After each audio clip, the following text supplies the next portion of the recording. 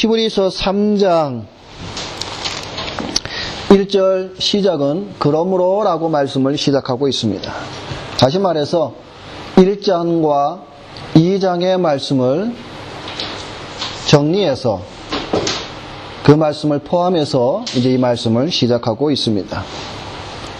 그런 의미에서 우리가 한번 1장과 2장의 말씀들을 우리가 한번 기억을 해보도록 하겠습니다. 1장에는 어떤 말씀이 있었습니까? 히브리서 1장에는 여러 선지자들보다 뛰어나신 그리스도에 대해서 말씀을 증거하였습니다. 그리고 거기에서 더욱더 뭘 첨가하고 있냐면 그리스도께서 가지신 하나님의 신성에 대하여서 7가지로 저자는 기록하고 있습니다. 그래서 그 말씀을 보게 되면 그리스도는 만유의 상속자이다. 그리스도는 모든 세계를 지으신 분이시다. 그리스도는 하나님의 영광의 광채이시다. 그리스도는 하나님의 본체의 형상이시다.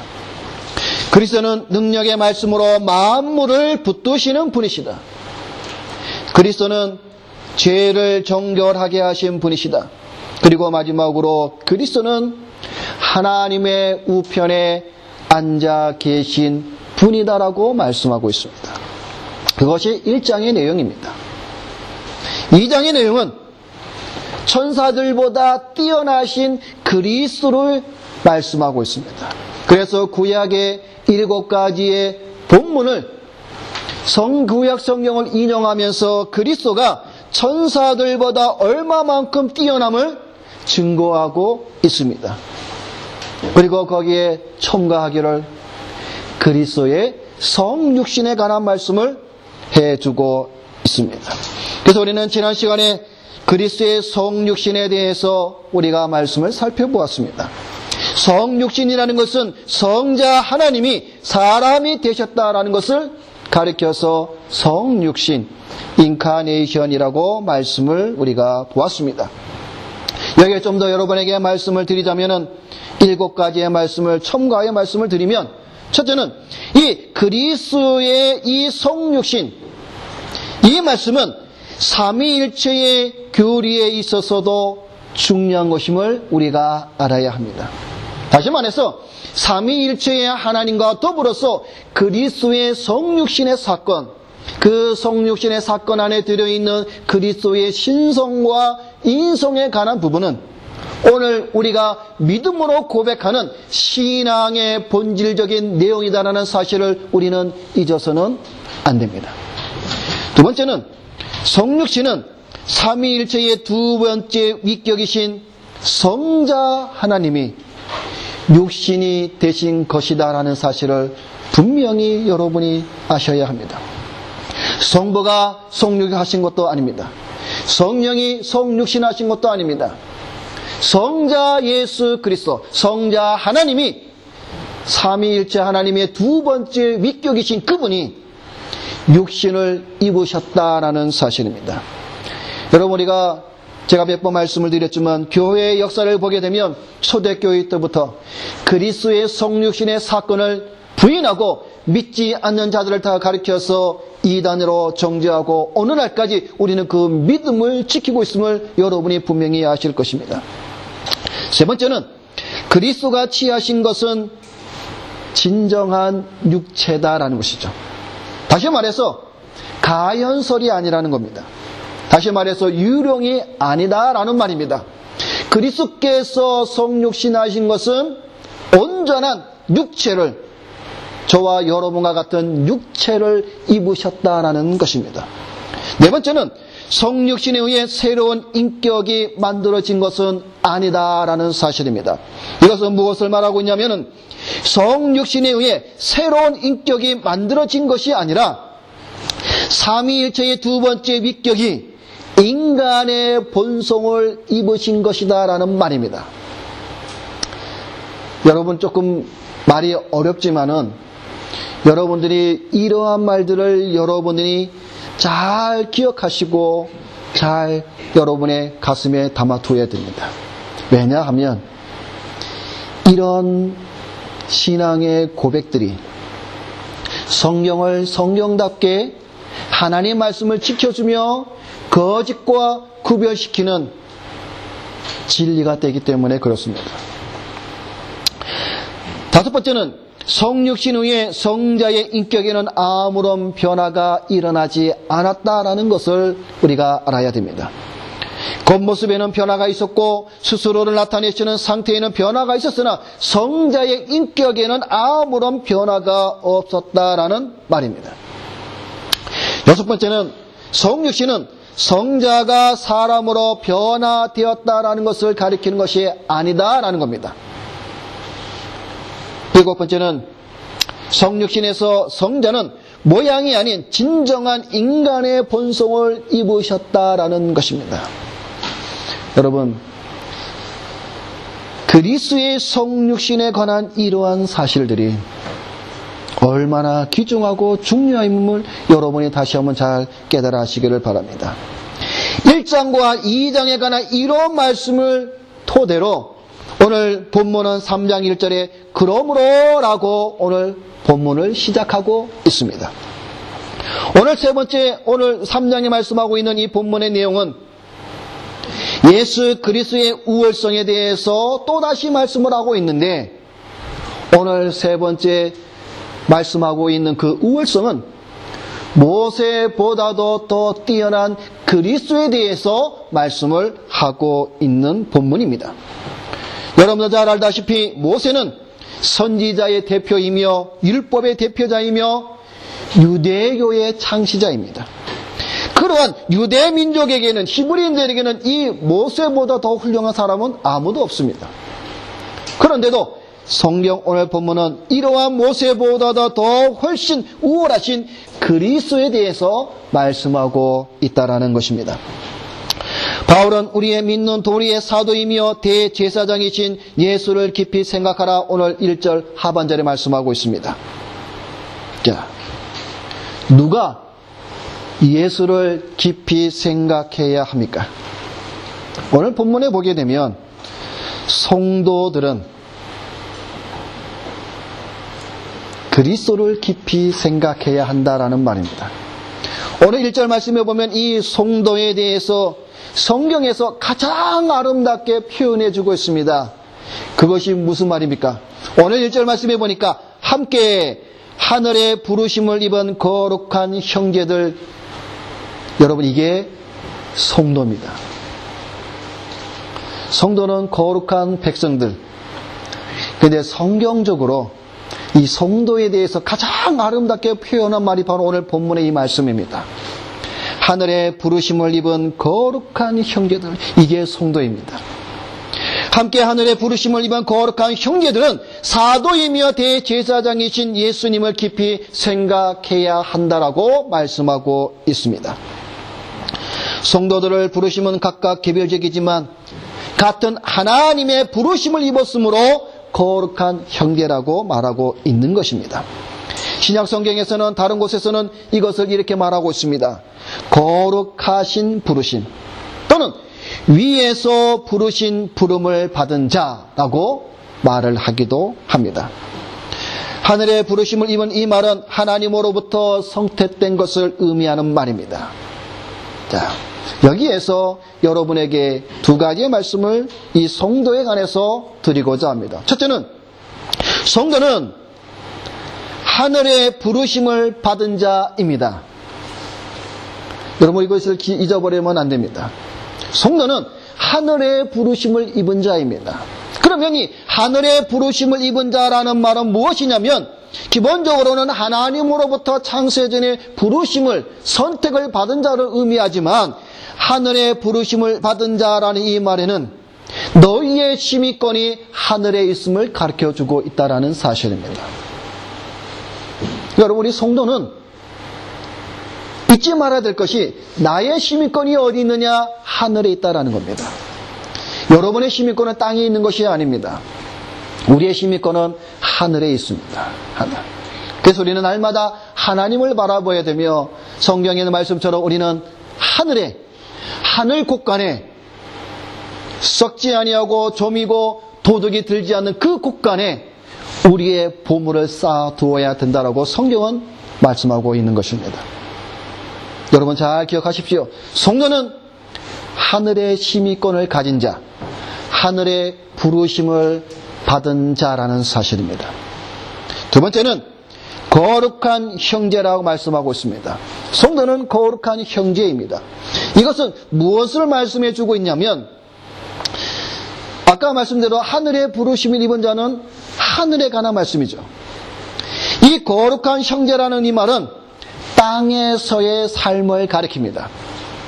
땅에서의 삶, 거룩한 삶을 무엇을 말해주고 있냐면, 너희는 세상에서 나그네와 행인이라는 사실입니다. 여러분 그렇잖아요? 하늘의 시민권을 가진 자는 이 땅에서는 나그네요 행인입니다. 그런데 하늘의 시민권을 두지 않는 자, 땅의 시민권을 두고 땅의 시민권을 두고 사는 자들은 땅에서는 나그네와 행인이 아니죠. 주인으로 살아가죠. 그래서 땅의 것을 추구합니다. 근데 성경은 뭐라고 말씀하고 있습니까? 땅의 것은 연기와 같고 거품과 같고 사라지는 안개와 같습니다. 여러분, 이 성도라는 말이 얼마나 귀한 말인지 모릅니다. 함부로 쓰는 단어가 아니에요. 이 성도라는 말도. 여러분이 성도입니다. 그러면 나의 시민권은 하늘에 있기에 나는 이 땅에서 어떻게 살아야 됩니까? 나그네처럼 살아가는 겁니다. 지난 시간에도 말씀을 드렸죠. 땅에 집을 짓고 그 집 안에다가 영원히 땅에서 살 줄을 알고 착각하면서 투자하죠. 그러나 우리가 진정으로 투자할 것은 바로 하늘입니다. 하늘의 부르심을 거룩한 형제들, 즉 성도들은 사도이며 대제사장이신 예수님을 생각하라. 지금 바울은 권면하고 있습니다. 여기서 생각하라는 말은 그냥 한번 생각하고 말라라는 뜻이 아닙니다. 이 생각하라는 말의 원의 뜻은 뭐냐면 주의 깊게 바라보고 생각하라는 말입니다. 그러니까 주의 깊게. 그냥 한번 듣고 흘려보내는 것이 아니라 주의 깊게 생각하라는 것이죠. 자, 그러면 예수님이 무엇을 깊이 생각해야 하는가라고 했을 때 오늘 성경은 우리에게 또한 두 가지로 말씀을 해주고 있습니다. 첫째는 믿는 도리의 사도이신 예수 그리스도. 우리의 믿는 도리, 이것은 무엇을 말씀하고 있습니까? 사람들을 믿는 것이 아니고 하나님께 대한 믿는 도리를 가리킵니다. 여러분에게 이 믿는 도리라는 이 말은 어떤 뜻이냐면은 confession입니다. 고백입니다. 원문을 보게 되면 이 믿는 도리라는 말은 신앙의 고백을 가리킵니다.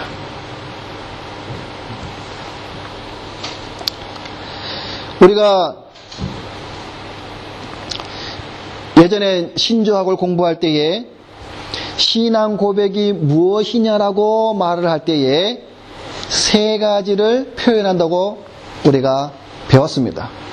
첫째는 믿는다라는 뜻이 있었고, 두 번째는 신앙의 규칙이다라고 배웠고, 세 번째는 상징이라고 우리가 배웠습니다. 다시 말해서 우리가 신앙을 고백하는 것은 믿고 신앙의 규칙이 있고 상징을 뜻한다라는 것이죠. 그런데 이 세 가지 가운데에 세 번째인 상징, 여러분 상징이 영어로 심볼이라 그러죠. 심볼. 이 상징은 두 가지의 단어가 하나의 단어가 됐다라고 말씀을 드렸습니다. 뭡니까? 함께 던진다라는 말입니다. 함께, 썸, 던진다, 발로. 이 두 단어가 하나가 되어서 만든 것이 바로 상징입니다. 다시 말해서 상징은 함께 던진다. 다시 말해서 우리의 신앙 고백은 교회가 함께 던지는, 다시 말해서 함께 고백하는 신앙의 표현입니다. 사도 바울은 이것을 우리에게 뭐라고 말씀해주고 있습니까? 에베소서 4장을 보게 되면 이렇게 말씀하고 있습니다. 몸이 하나이요 성령이 하나이니 이와 같이 너희가 부르심의 한 소망 안에서 부르심을 입었느니라. 주도 하나이요 믿음도 하나이요 세례도 하나이요 하나님도 하나이시니 곧 만유의 아버지시라. 만유 위에 계시고 만유를 통일하시고 만유 가운데 계시도다 말씀하고 있습니다. 여러분, 믿음도 하나고 주도 하나라 그랬습니다. 신앙 고백은요 하나입니다. 같다라는 말입니다. 초대교회의 사도들과 성도들이 고백하는 신앙의 내용과 오늘 여러분들이 고백하고 있는 신앙의 내용이 같다라는 말입니다. 틀리다면 뭔가 잘못되었다라는 것이죠. 종교개혁자들이 고백하는 신앙과 오늘 우리가 여러분들이 고백하는 신앙의 내용이 같다라는 것입니다. 만일 다르다면 뭔가 잘못되었다라는 것이죠. 다시 말해서 베드로가 고백하는 내용이나 오늘 여기 앉아있는 여러분이 고백하는 신앙의 내용이나 같다라는 겁니다. 루터나 칼빈이나 쭈빙글리나 부서나 고마루스나 이러한 종교개혁자들이 성경에 대해서 그리스도에 대해서 가르쳐주고 있는 내용이 오늘 우리가 알고 있는 내용과 다르지 않다라는 것입니다. 이런 점에서 여러분 마태복음 16장은 아주 중요한 것을 우리에게 가르쳐주고 있습니다.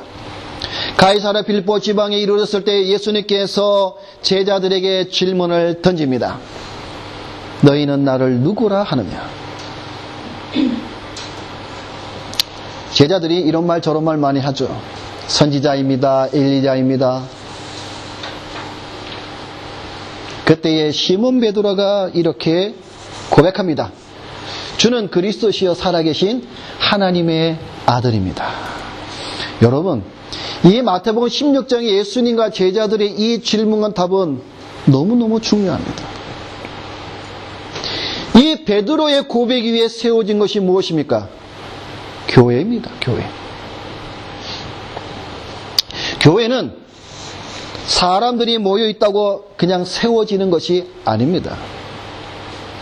또는 교회는 돈으로 어떤 건물을 사서 교회다라고 세운 것도 아닙니다.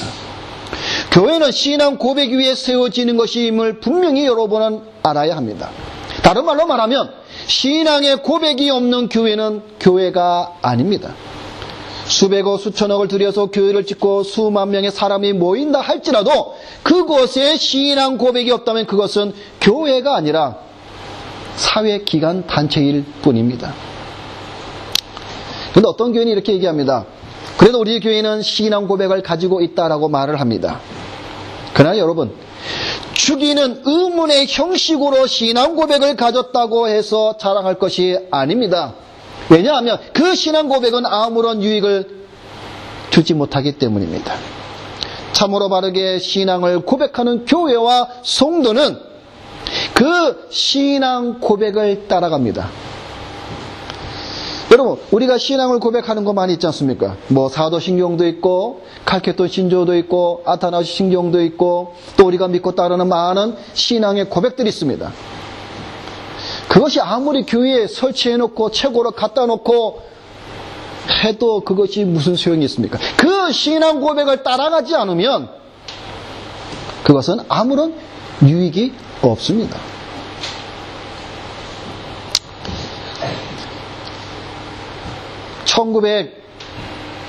(1908년) 전 세계적으로는 1908년 그리고 한국은 1986년부터 매년 1월 중순에 한 주간 동안 무엇을 하냐면 그리스도인 일치 기도 주간을 가집니다.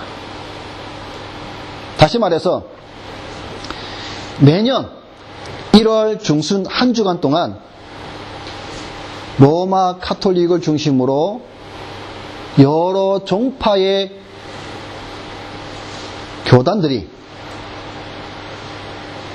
함께 모여서 일치 기도회를 합니다. 거기에는 로마 가톨릭, 성공회, 장로교, 감리교, 구세군 다 모여서 합니다.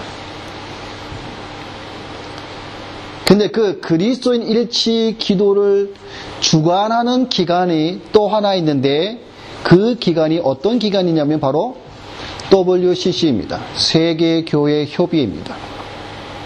다시 말해서 로마 가톨릭이 세계교회협의회와 합작하여서 그리스도인 일치 기도회를 매년 1월 달에 행합니다. 여러분, 이것이 보기에 좋습니까? 조금 전에 제가 여러분에게 말씀을 드린 사도 바울이 에베소서 4장의 말씀을 한 주도 하나이요 세례도 하나이요 우리가 믿는 믿음도 하나이요라는 그 말씀에 비추어 볼 때에 그리스도인의 일치 기도회라는 것이 과연 하나님 앞에 올바르며 성경적이냐라고 말할 때에 우리는 그럴 수가 없다라고 말하는 것이죠. 같은 신앙 고백을 하지 않는 거짓 교회와 정통 교회는 연합할 수가 없습니다. 같이 길을 걸어갈 수가 없습니다. 여러분, 그래서 사도 바울이 결혼을 빗대어서 이렇게 말씀하셨죠. 믿지 않는 자와 멍해를 같이 하지 말라. 여러분, 우리 신앙은 마찬가지입니다. 교회도 같은 믿음을 가지지 않는 자들과 함께 멍해를 맬 필요가 없습니다. 그런데 너도 형제요 나도 형제 서로 형제라고 연합함으로 그리스도의 그 사랑을 이루어 나가자고 외치는 그 거짓 미혹됨 속에 오늘날 우리 참된 교회들은 미혹되지 말아야 한다는 것이죠. 신앙 고백은 선택의 사항이 아니라 신앙을 고백하는 자는 반드시 해야 하는 것입니다. 믿는 도리라는 이 말은 아까 말씀을 드린 대로 고백을 의미한다고 말씀을 드렸습니다.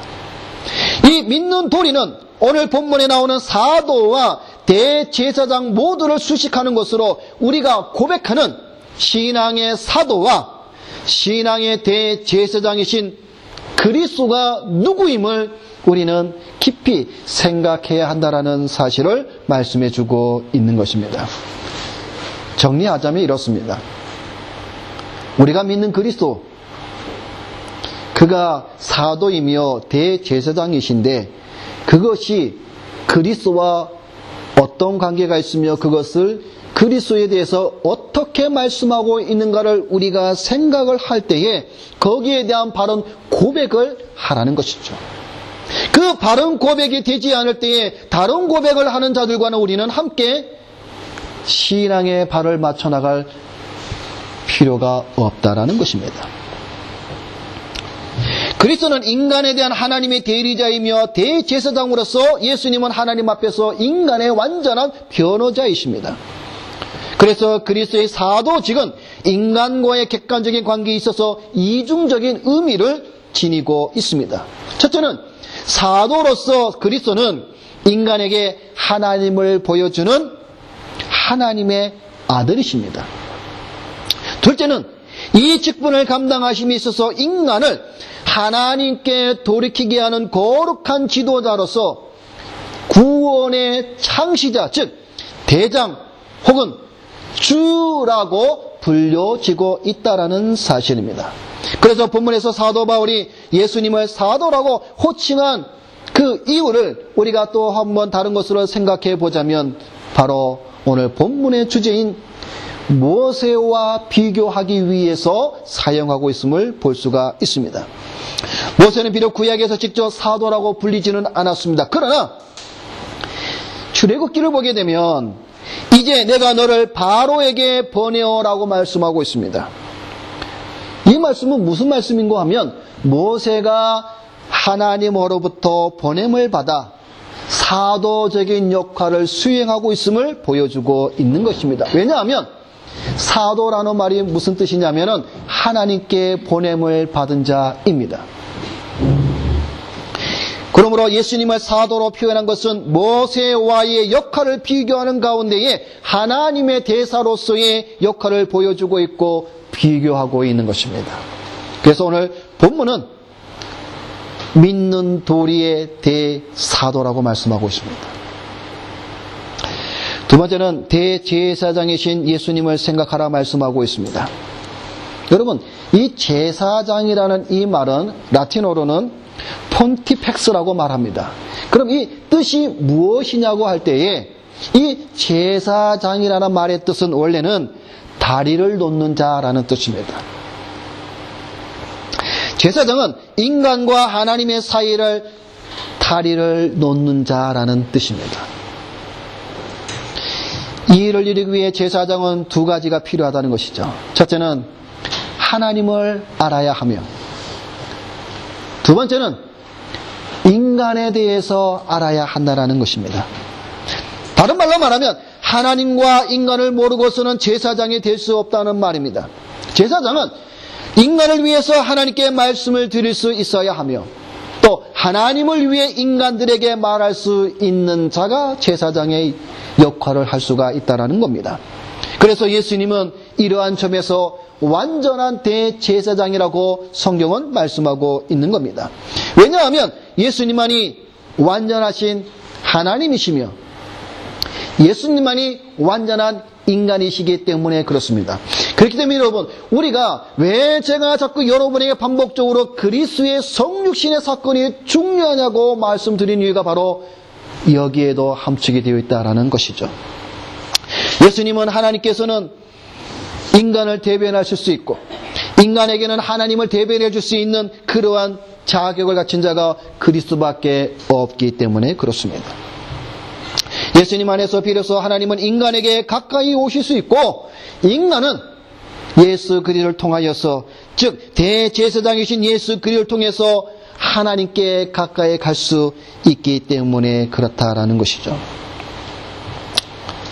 육신을 입고 세상에 오심으로 신성과 인성을 동시에 지니게 되신 하나님 아들 그리스도, 그분이 십자가 위에서 인류의 죄, 다시 말해서 하나님의 백성들의 죄를 위하여 대속 제물로 자신의 몸을 드렸다라는 사실입니다.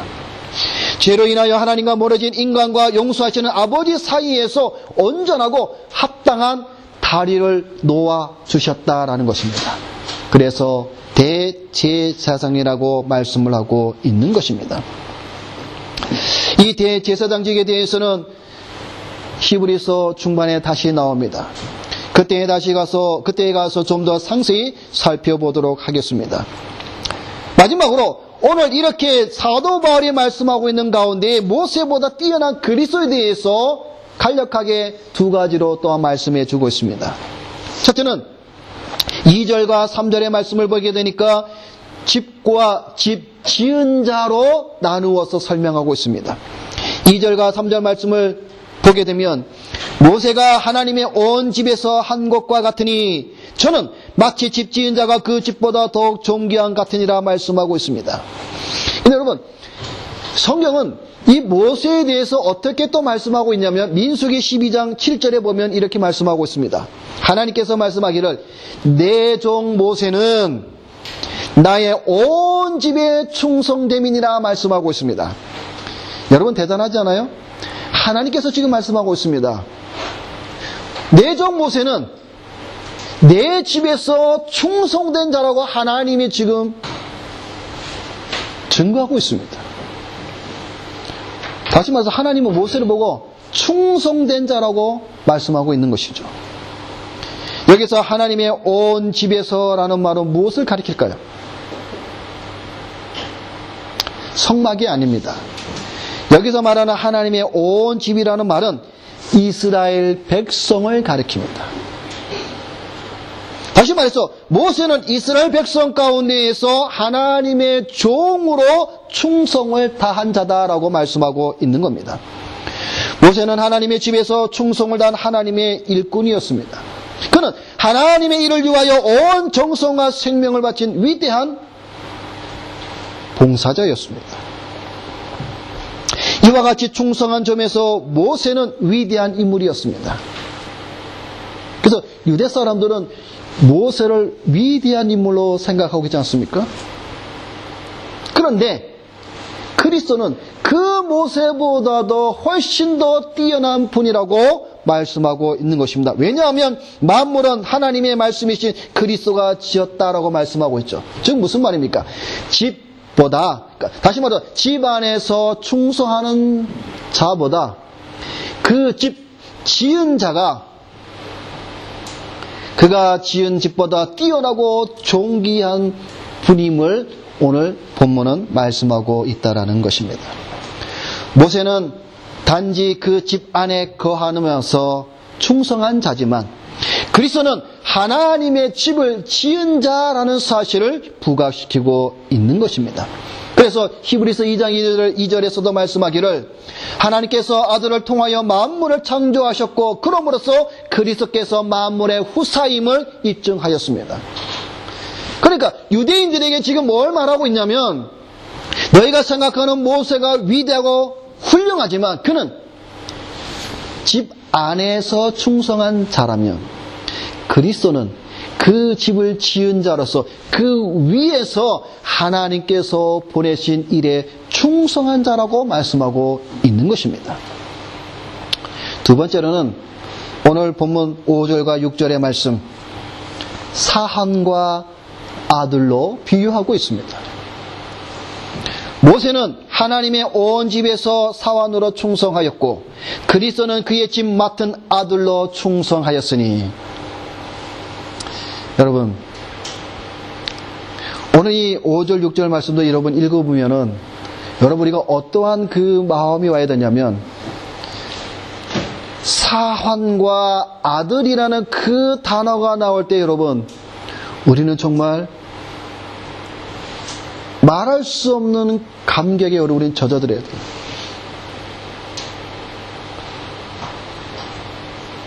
모세는 하나님 집의 종입니다.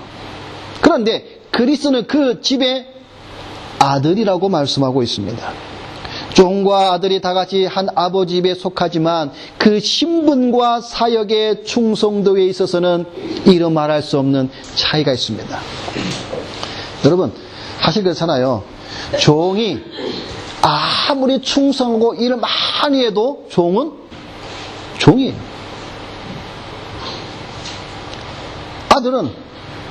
아들도 충성하고 일을 많이 하지만 아들은 아들이에요. 그러면 아버지가 보았을 때에 종과 아들의 차이점이 어디에 있겠습니까? 아들을 볼 때 더 참 귀한 것이죠. 마찬가지라는 것이죠. 신분과 사역의 그 충성함에 차이가 있다는 것이죠. 이것은 무엇을 가르쳐주고 있습니까? 그리스도의 복음이 유대교의 율법보다 우월하다고 말씀하고 있는 겁니다. 다시 말해서 모세는 율법의 대표자이며 그리스도는 복음의 대표자로서 복음이 율법보다 더 뛰어남을 또한 우리에게 보여주고 있는 것입니다. 하나님의 집에서의 모세의 지위는 사환이었고 그리스도는 그 집의 아들이라고 말씀하고 있습니다. 이것은 곧 하나님의 집을 세운 자로서 그리스도께서 그 집의 일원인 모세보다 위대하시다는 것을 보여주고 있습니다. 누가? 그리스도가 위대하다라는 것을 말씀하고 있는 것입니다. 모세는 율법을 통하여 장차 오실 메시아에 관하여 증거하는 데 충성했습니다. 그러나 그리스도는 모세보다 훨씬 존경을 받을 만한 가치가 있는 분이십니다. 왜냐하면 그리스도께서는 하나님이 모세를 통하여 오실 메시아에 대해 주신 그 증거를 성취하신 분이다라는 사실입니다. 그래서 오늘 성경은 모세보다 더욱 영광을 받을 만한 자, 곧 그가 그리스도시다라고 말씀하고 있는 것입니다. 여러분 우리가 헬라어 원래 그 성경을 보게 되면 참 우리가 못 보는 가운데 하나가 안타까운 게 뭐냐면 이 표현하는 것이 참 정확하게 표현을 잘해줘요. 그래서 원래 헬라어 성경을 보게 되면 5절과 6절을 보게 되면 모세가 집에서 충성하였다라고 하였을 때에 거기에 전치사를 무엇을 썼냐면 이 모세에게는 안에서라는 n이라는 헬라어 전치사를 씁니다. 그런데 6절에 보게 되면 그리스도가 집 맡은 아들로 충성하였다라고 했을 때 거기에서 사용되어지는 전치사는 에피입니다. 그 말은 위에서라는 뜻이에요. 그러니까 모세가 집에서 충성하는 것과 그리스도가 그 집에서 아들로 충성하는 것에 대해서 전치사가 아주 분명하게 구별해주고 있다는 것이죠. 모세는 집 안에서, 그리스도는 그 집 위에서 충성하고 있다라고 표현해주고 있는 것입니다. 모세가 그처럼 충성스럽게 하나님을 섬기던 바로 그 하나님의 집이, 그러나 그리스도는 그 아들로서 그 위에서 충성한 자다라고 말씀하고 있는 것이죠. 말씀을 맺겠습니다. 만일 여러분들이 생각하기를 나는 함께 부르심을 입은, 다시 말해서 하늘의 부르심을 입은 거룩한 형제들이라고 생각하고 믿는다면, 믿는 도리, 다시 말해서 내가 지금 신앙으로 고백하고 있는 내용, 무엇에 대한 내용? 그리스도, 사도이시며 대제사장이신 그분에 대해서 무엇을, 어떤 것을 고백하고 있는가? 우리는 깊이 생각해 보아야 됩니다. 그래서 오늘 사도 바울은 그것을 통해서 오늘 우리에게 또한 이렇게 말씀합니다. 그분은 바로 모세보다도 뛰어난 분이다라고 말씀하고 있습니다. 그래서 우리가 1장과 2장과 3장을 통해서 보고 있는 공통된 말씀이 무엇입니까? 여러 선지자들보다, 천사들보다, 모세보다 뛰어난 그리스도. 그래서 지금 히브리인들이 배교의 길에서 믿음을 저버리고 다시 유대교로 돌아가고자 하는 그런 상황 속에서 지금 모세가 강펀치를 날리고 있는 것이죠. 너희가 그렇게 생각하는 모세, 그 위대한 모세보다도 더 위대한 분이 바로 그리스도이기에 너희가 다시 어리석게 과거로 다시 돌아가려느냐, 그렇게 하지 말라라는 것입니다. 오늘 이러한 본문의 이 말씀을 통해서 오늘 저와 여러분들도 우리가 영원히 경배하고 찬송하실 분은 그리스도 예수밖에 없다는 사실을 믿음으로 고백하시는 여러분이 되시기를 주님의 이름으로 부탁을 드립니다. 기도하겠습니다.